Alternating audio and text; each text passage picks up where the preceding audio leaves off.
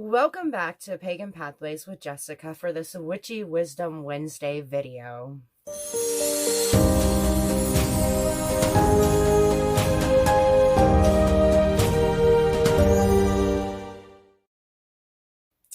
If you're new to my channel, or even if you're not, make sure to like, comment, and subscribe as it helps my channel to grow.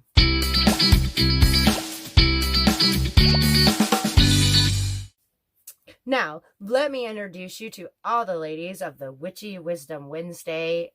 7 pages, 7 perspectives on the same topic.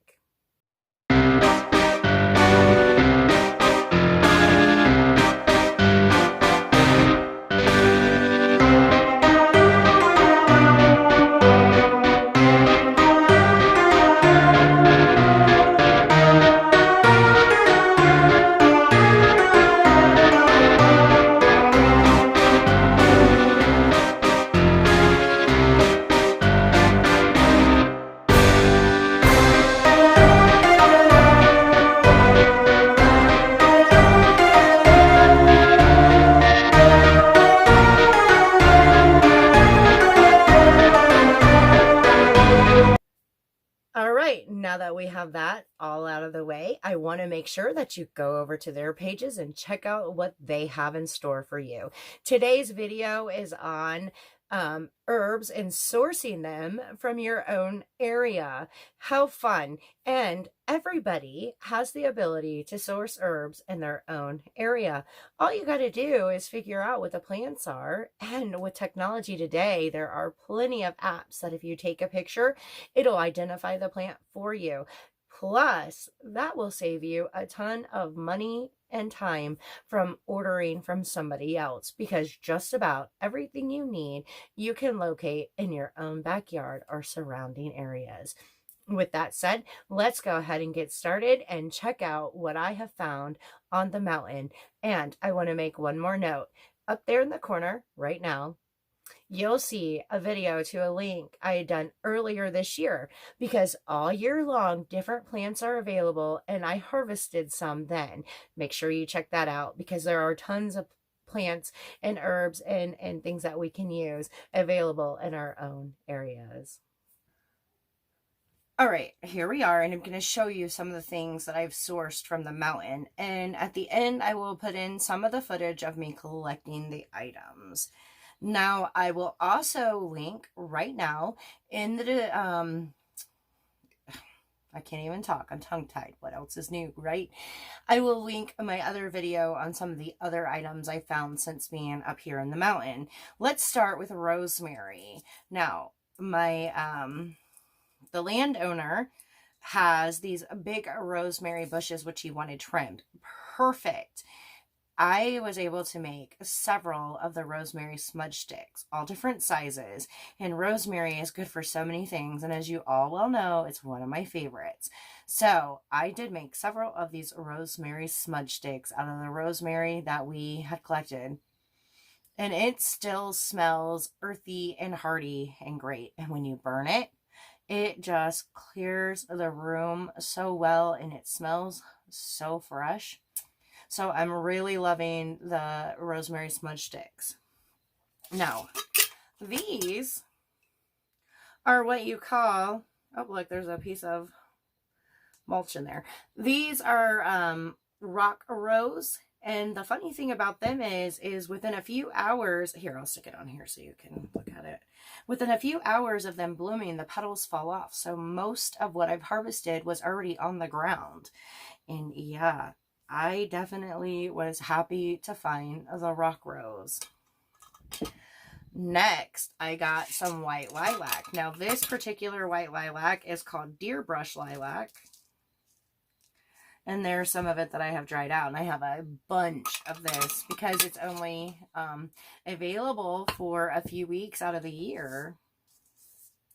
But that's the deer brush, a white lilac. This next one is from a dogwood tree.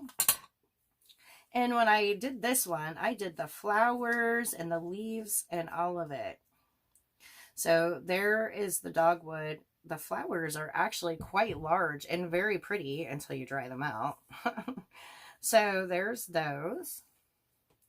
I think on my other video, I did maybe show some woolly or common mullein, but I did get, oh God, that was under pressure. I did go get some more of this because it's good for a lot of things as well. And when these are all dried, they're very fuzzy. So there's the woolly mullein. And then this last one is called California poppies. Now these can be a little bit poisonous, so I'm not going to put very much out, and I'm definitely not going to touch them because we have some other things to talk about in the video. But it is a very bright orange color, very beautiful. I did post some pictures on my Facebook page of the California poppies, so you can see what they look like in full bloom. They're a gorgeous flower, but as I said, they are a little bit poisonous, so we need to be careful with the California poppies.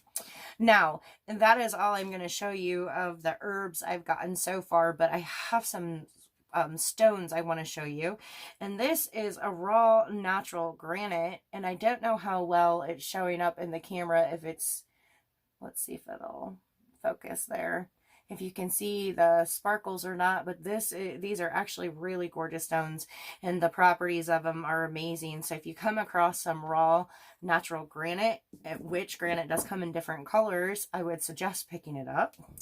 The next one I'm going to show is this very large chunk of the iron pyrite.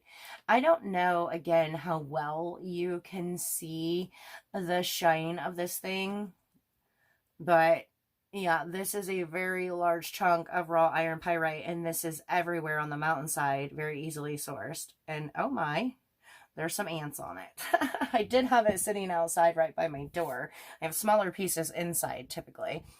And then this is a milky quartz with iron pyrite flowing through it. And again, I don't know how well you will be able to see this. I might take some other shots, but you can clearly see the gold flakes in it. And look, there's an ant on it as well. Ugh. So, yep, that's the 3 stones. All of this I sourced from my area. And like I said, I will add just a little bit of footage in there. I hope you guys all enjoyed. I would love to see what you go find in your backyard. I'm sure there's more than what you think there is. And everybody should absolutely be, especially through the spring and summer, harvesting what they can. Because what I harvested in the other video that I linked was stuff I had found prior to this stuff then blooming and growing. So throughout the year, you can get all kinds of herbs on your own without having to spend a lot of money. All right, witches, I'm going to get out of here. I hope you enjoyed this video, and we'll talk soon.